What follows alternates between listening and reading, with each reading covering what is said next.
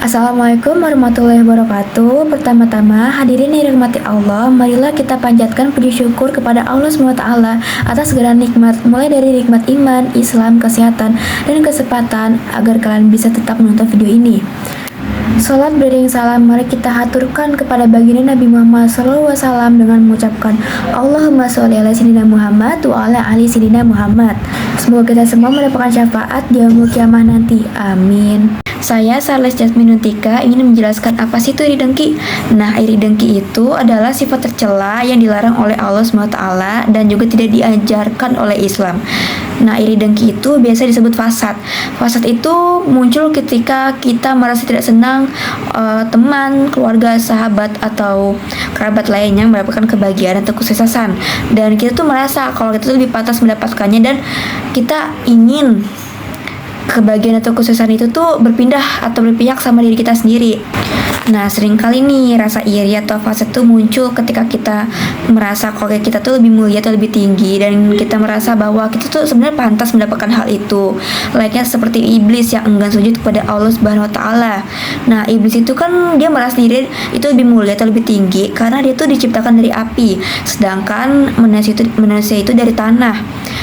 Maka terkutuklah iblis karena kedurhakaan dan kedengkiannya kepada Nabi Adam. Sungguh mulia ajaran yang dibawa oleh Rasulullah SAW menjelaskan tentang penyakit hati, yakni hasad atau dengki.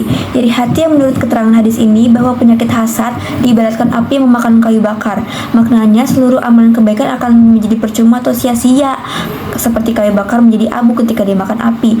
Amal pun akan percuma jika di dalam jiwa seseorang itu ada penyakit iri dengki. Bahkan sifat iri dengki itu ada ciri-ciri juga loh. Nah, di sekitar kalian ada juga gak ciri-ciri kayak gini nih? Pertama-tama itu suka membandingkan orang lain. Misalnya diri dia sama orang lain dibandingin tuh, dan dia merasa kalau dia tuh paling hebat dibandingkan orang lain itu. Padahal semua orang itu, semua manusia itu punya kekurangan sama kelebihan masing-masing. Nah, yang kedua itu enggan mengakui kesuksesan orang lain. Misalnya nih, teman kalian lagi sukses atau kalian sendiri lagi sukses di masa-masa suksesnya. Nah, ada tuh orang lain atau teman kalian yang enggan banget mengakui kesuksesan kalian. Misalnya kayak di saat yang lain muji-muji kalian, dia tuh kayak seolah tuh menganggap bahwa kesuksesan kalian tuh biasa aja gitu menurut pandangan mereka, seolah tuh kayak gitu doang, udah seneng gitu. Itu nggak boleh ya. Nah, habis itu dia tuh suka banget sama mengeluh atau merasa tidak puas sama sesuatu hal. Jadi tuh seolah mereka itu kayak gak bersyukur atas nikmat yang mereka punya yang telah diberikan Allah SWT. Nah, yang selanjutnya itu dia itu sifatnya kompetitif yang udah banget gitu. Dia tuh kayak gak mau kalah saing. Nah, habis itu dia juga selalu mencari kelemahan orang lain atau sisi lemah orang lain tanpa melihat apa itu kelebihan mereka. Nah, pertanyaannya, apakah rasa iri itu wajar? Sebenarnya rasa iri itu wajar karena itu emosi manusiawi, tapi itu bukan tempat yang baik untuk tinggal. Daripada merasa terjebak dalam perasaan iri, cobalah untuk memahami akar dari perasaan tersebut. Kenapa sih kita itu iri? Kok kita bisa ngerasain perasaan ini? Dan bekerja untuk mengatasi perasaan negatif tersebut.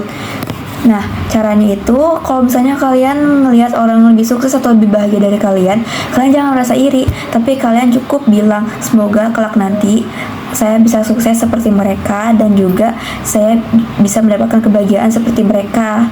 Hasad itu menjadi sikap yang tidak suka dengan nikmat yang Allah berikan kepada orang lain dan ingin agar nikmat itu hilang dari orang tersebut.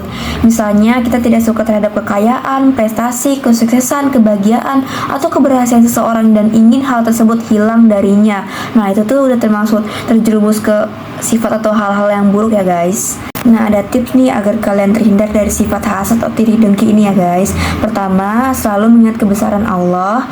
Yang kedua itu perbanyak ibadah. Dan ketiga itu yang paling penting nih, bersyukur. Dan keempat itu memiliki atau memelihara sifat rendah hati. Apakah tidak bersyukur dapat menimbulkan sifat hasad? Nah, dari penjelasan sebelumnya itu dapat disimpulin nih bahwa hasad itu artinya adalah perasaan negatif yang muncul saat melihat seseorang bahagia.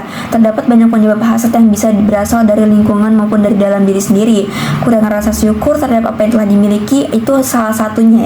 Sifat iri dengki atau hasad ini telah dijelaskan dalam Quran Surah An-Nisa ayat 32 yang artinya, dan janganlah kamu iri hati terhadap karunia yang telah dilebihkan Allah kepada sebagian kamu atas sebagian yang lain. Pertanyaannya, kenapa sih kita dilarang hasad berdasarkan Quran Surah An-Nisa ayat 32 itu? Karena itu, bila seseorang mengharapkan sesuatu tanpa usaha atau tanpa hak, maka merupakan sesuatu yang tidak adil. Dengan demikian, pada tempatnya lah harapan dan angan-angan itu dilarang. Jelas Ibnu Asyur. Demikianlah ceramah yang dapat saya sampaikan. Semoga dapat bermanfaat untuk kita semua. Jika ada yang baik itu datang dari Allah, dan jika ada yang buruk itu datang dari diri saya pribadi. Mohon maaf atas kekhilafan tutur kata dan perbuatan. Semoga Allah membimbing kita semua ke jalan yang benar. Aqulu qouli hadza wa astaghfirullahi li wa lakum. Fastaghfiru innahu huwal ghafurur rahim. Wassalamualaikum warahmatullahi wabarakatuh.